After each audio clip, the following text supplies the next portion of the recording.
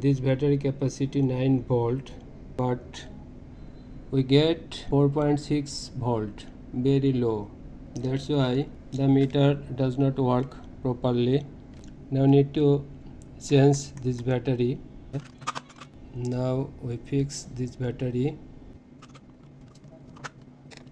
0.8 volt.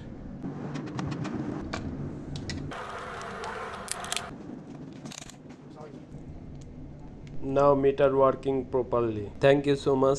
Please like, share and subscribe my channel.